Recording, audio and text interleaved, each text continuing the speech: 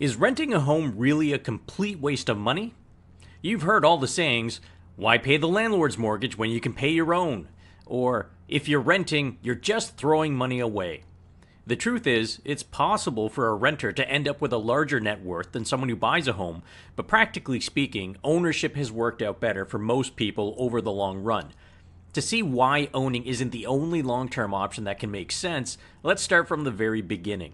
When you rent, you're not throwing your money away, you're getting something in exchange for it, a place to live. You are renting space for a period of time that just has no future value after your payments stop.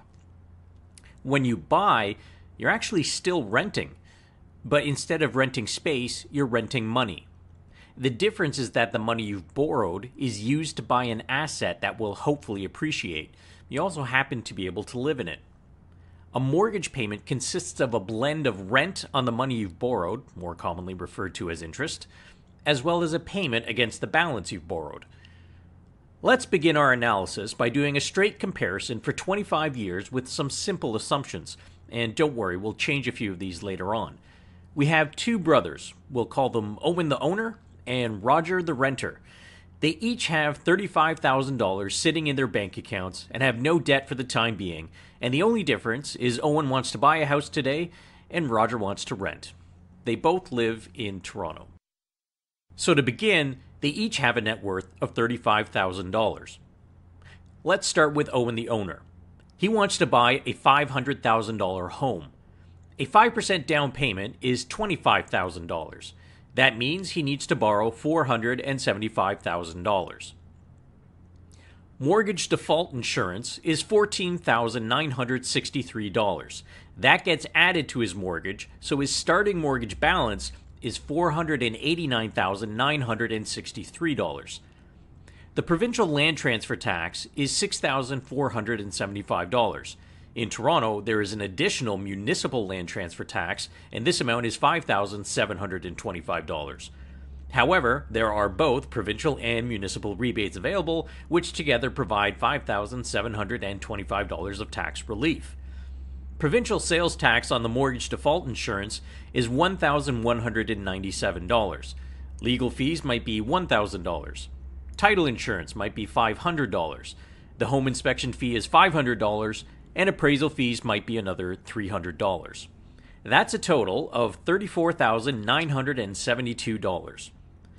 That basically eats up Owen the owner's $35,000 in cash. But now he has another asset, the house, worth $500,000, and a liability, the mortgage, worth $489,963. His new net worth is $10,037. Roger the renter doesn't really have any upfront costs, he just needs to find a place to rent and sign a lease. He finds out that the house next door is identical to the $500,000 house, but is renting for $2,100 per month. So at the beginning of year one, his net worth hasn't changed, it's still $35,000. Because of the large upfront costs associated with buying a home, Owen the owner's net worth is less than Roger the renter's once they get the keys to their new homes. Now we have to look at the ongoing cash flows. If Owen the owner can get a 3% fixed rate mortgage for a 5-year term, his mortgage payment will be $2,318.73 per month.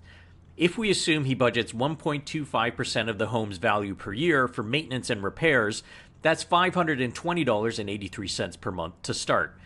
Property taxes in Toronto are 0.723% currently, for a monthly cost of $301.25. Property insurance might start at $80 per month. Rounded to an even number, that gives Owen a total monthly cost of $3,220. Over the next 25 years, the interest rate on his mortgage may go up slightly for future 5-year terms. Roger the renter only has to add another $20 per month to his total for renter's insurance, and he's good to go. His total monthly commitment at this point is $2,120 per month. We'll assume his rent increases every year with inflation. Now, to make for a mathematically apples-to-apples comparison, we need to factor Roger the renter committing the same cash flow per month to his overall situation. So we subtract Roger's monthly obligations of $2,120 from $3,220 to get $1,100. So Roger the renter will pay $2,120 per month for rent, and he could commit $1,100 per month to also buying an asset. In this case, that asset would be an investment portfolio. Let's fast forward 25 years and assume they are both leaving the country. Owen the owner sells his house and the gain is tax-free. Roger the renter has paid taxes on investment distributions all along and has a capital gain upon selling his entire portfolio. On an inflation-adjusted basis, what do their net worths look like now? Was renting really just a total waste? Well, a lot will depend on how fast housing and the portfolio grow over time. In a TD Economics report from 2013 titled Long Run Rate of Return for Canadian Home Prices, they suggested 3.5% before inflation was the long-term growth rate for housing. They also put out a report in 2012 that looked at long-term returns for equity markets and suggested 7% was appropriate with some caveats. Using these numbers to start, we find the following, using rounded approximate numbers. For Owen the owner, his house is now worth $1,182,000. He has no mortgage left, so his liabilities are zero. To sell his house would cost $64,000 after tallying up a 5% realtor commission, GST, and legal fees. That leaves him with $1,118,000. Adjusted for inflation, his net worth is $681,000. Roger the renter's portfolio has grown to $1,025,000, and that's after subtracting the tax drag of distributions paid along the way. He had no mortgage to begin with, so his liabilities remain at zero. But upon sale of his portfolio, he has to pay tax on the capital gain of roughly $77,000, leaving him with $949,000. Adjusting for inflation, we get a final net worth of $578,000. So after 25 years, he's $100,000 behind Owen the owner. Now, we've just seen how renting doesn't necessarily mean you're throwing all your money away. If you're disciplined, you can increase your net worth over time too. But let's take a look at how changing just a few variables can dramatically change the results. What if Owen the owner moves a few times? He'll have transaction costs to sell his first house and then new costs to buy his second house. If he moves every 10 years, the costs will bring down his ending net worth to $553,000, which means Roger the renter would have actually had a higher net worth at the end of 25 years. Now, what if Roger the renter doesn't actually save as much as he should have? He might think he will save the full difference each year, but it's much easier to skip a voluntary contribution to a portfolio than it is to skip a mortgage payment. If Roger only manages to save 50% of the monthly difference between owning, his ending net worth drops to only $334,000. Or, what if his portfolio only grows by 5%, but he manages to save diligently? He still loses as he ends up with $445,000.